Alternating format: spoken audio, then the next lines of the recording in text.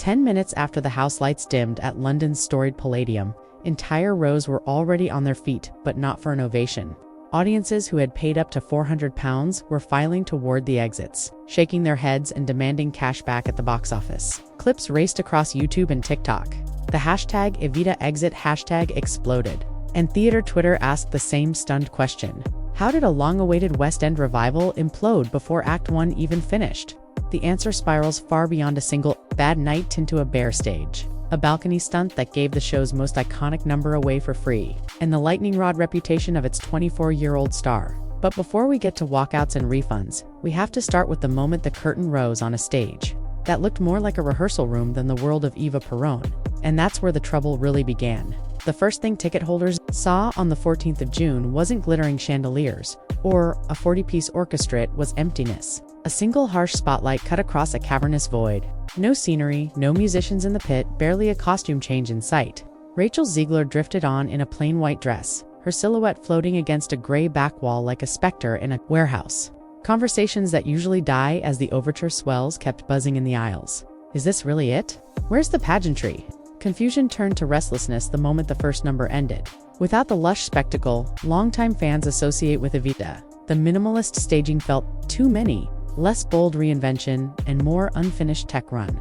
Viewers exchanged side eyes, leafed through programs for clues, then reached for their phones, something unheard of in a packed West End house. By the half-hour mark, ushers were directing the first disappointed patrons to the foyer for refunds. One viral clip shows an entire center row standing up during a ballad, slipping into the aisle and never coming back. The walkouts snowballed. Reports on Reddit and theater forums say the refund desk looked like an airport after a canceled flight, and Instagram stories captured pockets of empty velvet seats scattered throughout the stalls before the interval. What was marketed as a strip-back, urgent Evita, now looked to those still in their chairs like a painfully expensive workshop. By the time house lights rose for intermission, polite applause had thinned to a smattering, and the chatter in the lobby had turned acidic.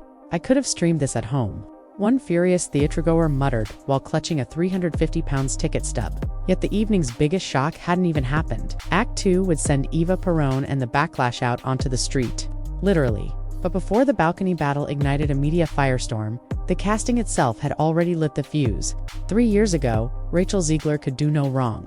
At just 21, she snatched a Golden Globe for West Side Story, her first film role, and Hollywood crowned her the next great musical lead. The applause hadn't faded before she stumbled into the minefield of modern press junkets. During early interviews for Disney's Snow White remake, Zegler called the 1937 prince a guy who literally stalks her. Weird. Fans of the classic fairy tale bristled. Outrage channels clipped the soundbite on loop. The phrase "snow woke" trended for days. The film itself limped to the finish line in March 2025, losing well over $100 million and saddling its star with the blame as pundits linked the flop to her arrogant political tone online. By spring, the backlash had metastasized. A Variety item about on-set tension with co-star Gal Gadot, plus a swirl of free Palestine tweets, cemented Zegler as a lightning rod for culture war skirmishes. Every red carpet quip became ammunition. Every Instagram caption, a potential headline. She wasn't just controversial, she was easy content. So when Jamie Lloyd revealed she would make her West End debut as Eva Peron, online reactions split instantly. Perfect pipes gushed one camp, while another slammed the decision. Aspate casting controversy for clicks. The stage was set long before opening night. A Gen Z movie star with bruised credibility, stepping into one of theater's most commanding roles, under a director famous for ripping classics to shreds. The audience walked in ready to judge. Phones cocked. Hashtags pre-typed. Yet even a polarizing lead can't torpedo a revival alone. Someone still has to steer the ship. If Rachel Zegler arrived carrying baggage, director Jamie Lloyd rolled up with a demolition crew. His calling card is radical subtraction. Stripped the set to concrete, flood the space with cameras, let actors grapple with the void, critics hailed his Sunset Boulevard as visually staggering, yet more than one reviewer admitted the thrill faded to stirred and empty once the haze cleared. Purists howled that he'd butchered your baby with a Tunistan minimalist prop knife, a line that still circulates on theater Reddit whenever Lloyd's name pops up. The pattern repeated in 2024's Romeo and Juliet with Tom Holland. Fans expecting balcony romance met a neon-lit PSA about youthful tragedy. Early audiences labeled it exhaustingly pretentious. Yet Lloyd's defenders argue that his bare-bones aesthetic cuts through nostalgia and forces viewers to confront Story over spectacle. In a Vogue preview for Evita, he promised to strip away the mythologizing and show Eva as a raw political animal music, movement, and multimedia screens doing the heavy lifting where scenery once stood. The vision sounded daring on paper. In practice, it detonated the box office. Audiences who paid up to £350 found Zegler singing the show's signature anthem, not on stage but from an exterior balcony, her face projected onto an LED wall inside, while passers-by on Argyle Street watched for free. The Guardian chronicled stunned ticket holders asking, "Did I just buy pay-per-view theater?" Tabloids piled on, calling the move a ripoff and reporting refund lines longer than the merch queue. For Lloyd, the balcony stunt fit his ethos. Smash the fourth wall, blur theater and street, turn Eva's populist performance into literal public spectacle. For many patrons, it felt like being locked out of their own experience. Some praised the audacity. Others vowed never to buy a Jamie Lloyd ticket again. And that divide between visionary art and paying audience would explode the moment memes smelled blood. The moment the orchestra's vamp should have swelled for Don't Cry For Me. Argentina, Rachel Zegler vanished. House lights stayed low, yet Eva Perona's voice floated in from somewhere beyond the proscenium. A second later, the LED wall flickered on Zegler, high above Argyle Street, was singing from the Palladium's front-facing balcony, coat billowing in the night air. Tourists below filming for free while patrons inside watched the livestream.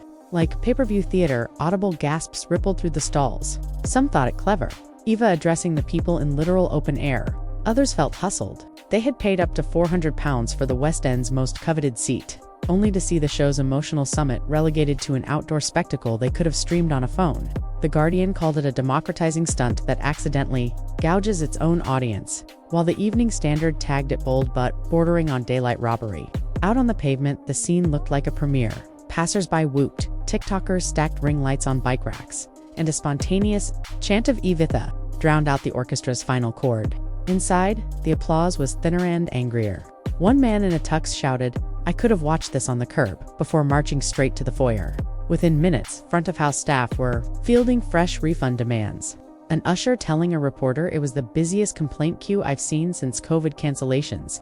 For director Jamie Lloyd, the balcony was mission statement theater. Smash the fourth wall, literalize Eva's populism, blur, stage, and street. For many ticket holders, it felt like being evicted from their own experience. They left clutching glossy programs in a sense they'd bought the world's most expensive cinema ticket. And that fracture between visionary intent and paying. Patrons sent the internet into overdrive. The memes smelled blood, and the money started talking. The hashtag war ignited before house lights came back up. Hashtag Evita exit. Hashtag balconygate. And hashtag NotMyEVA rocketed up TikTok's trending list as clips of mass walkouts looped beside sarcastic movie theater POV skits. One viral edit spliced Zegler's balcony solo into a horror film trailer. Another overlaid crowds booing with a laugh. Within 24 hours, the tag had racked up more than 20 million views. YouTube reaction channels pounced. Thumbnails screamed, "Biggest West End flop ever." And Rachel Zegler canceled again. While Reddits are the West End logged real seat dumps, first preview tickets offloaded at a loss. Premium seats traded like hot potatoes. One theater board user posted, "Just listed my £250 stalls pair for £50 each. Better someone sees it than sits empty." Another begged for advice on chargebacks, claiming false advertising because the star number took place outside. Numbers tell the rest. The Palladium touts £25 access seats in the gods, but the Prime Orchestra rows climb past £350 once fees land. That yield model works only if word of mouth stays golden. Instead, box office chatter leaked that refund. Requests spiked 30% in the first week, an unheard-of figure for a 12-week limited run. Ticket exchange sites now list whole rows for under face value, and producers are reportedly weighing dynamic pricing cuts to stem the bleeding. Financial fallout aside, the meme storm inflicted a subtler bruise: reputational debt. Even fans who loved the artistic gamble struggled to defend paying customers watching a screen. Influencer reviews hedged with phrases like, "Respect the risk, digital code for wouldn't recommend." While theater Twitter crowned the production a GCSE art project with West End prices. Viral jokes fade, but Google results don't. For anyone Googling Evita Plus 2025, the first page is now a wall of walkouts, refunds, and snarky reaction videos, and money follows perception. As resale prices sink and producers scramble to recut, marketing insiders whisper about possible early close contingencies. Whether or not the curtain drops ahead of schedule, one truth is clear. In a post-pandemic TikTok-primed world, A single stunt can torch millions in advance sales overnight. Yet while memes feast on the fiasco, rumors of backstage blow-ups suggest the real drama is still unfolding far from the balcony, behind a stage door no influencer can unlock. When the final curtain dropped on opening night, the real fireworks were still backstage. House staff whispered about triage mode as phones lit up with refund alerts and social feeds flooded with the now infamous balcony clip. Front of managers told The Guardian they had never fielded so many complaints in one shift, the queue resembling an airline desk after a weather cancellation, according to crew chatter repeated on theater forums. The mood in the green room swung from stunned silence to finger-pointing within minutes. Sources claim Rachel Zegler slipped out a side door instead of joining the customary press-night mingle, while a hastily summoned PR team drafted talking points aimed at framing the balcony stunt as bold, immersive theater. Hey Same posts. Alleged creative meetings ran past 2 a.m. Producers torn between doubling down on Jamie Lloyd's concept and rewriting choreography to lure back high-priced ticket. Insiders also mentioned contingency spreadsheets that model an early close should grosses sink below break-even by mid-July. Scenario forum posters now trade like gossip chips. Yet the tension isn't just logisticlit's cultural West End. Regulars pride themselves on plush sets and vocal fireworks. Lloyd's guerrilla minimalism lands like a dare. His own Vogue sit-down trumpeted the balcony as expanding the definition of the room. But for patrons who paid £350 to be in that room, the experiment feels less like Brechian brilliance and more like getting locked out of your own party. Add in Zegler's digitally native profile followed and flamed an equal measure on TikTok hand, the show becomes a proxy war between old-school theater, decorum, and algorithm-fed celebrity culture. The fallout is measurable. Ticket presale sites now list prime stalls at a 40% discount, and box office staff confirm a steady trickle of returns rather than the sellout frenzy producers promised. Meanwhile, Lloyd loyalists fire back with think pieces hailing the balcony as a masterstroke that reframes Ava's populism, turning every refund tweet into fresh click fuel for the discourse. And while the spreadsheets forecast break-even dates and the commentariat debates artistic purity, one truth cuts through the noise. A show built on contrasts has exposed a deeper divide between audiences who crave spectacle they can touch and artists determined to dismantle it in real time. So where does the spotlight settle after the smoke clears? Inside the Palladium, Jamie Lloyd's Evita is still playing two nightly crowds, some dazzled, many divided. Outside, passers-by cheer a free balcony aria, while ticket holders watch from velvet seats wondering if the revolution just charged them premium rates. Rachel Zegler, once Hollywood's brightest Anju, now stands at the crossroads of meme and myth, asked to shoulder both a radical staging and a restless internet, eager for its next outrage. The saga lays bare a 2025 paradox. In a world where every performance can be live-streamed, audiences still pay for the electricity of a shared room and erupt when that charge is rerouted to the street. It also raises the tougher question looming over celebrity-driven revivals. Can modern fame survive the unforgiving intimacy of live theater? Or will the stage keep exposing cracks that Hollywood glosses over? Whether Evita rides the storm too, critical redemption, or bows out early, its legacy is already etched. A cautionary tale about the collision of clickbait casting, radical minimalism, and sky-high ticket prices. And as long as balcony videos keep climbing the algorithm, the debate isn't closing anytime soon, proof that love it or loathe it.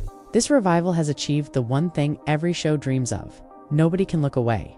If you're hungry for more cultural deep dives and backstage bombshells, hit subscribe, because in an era where legends can fall and stars can vanish overnight, you'll want to be first in line for the next act.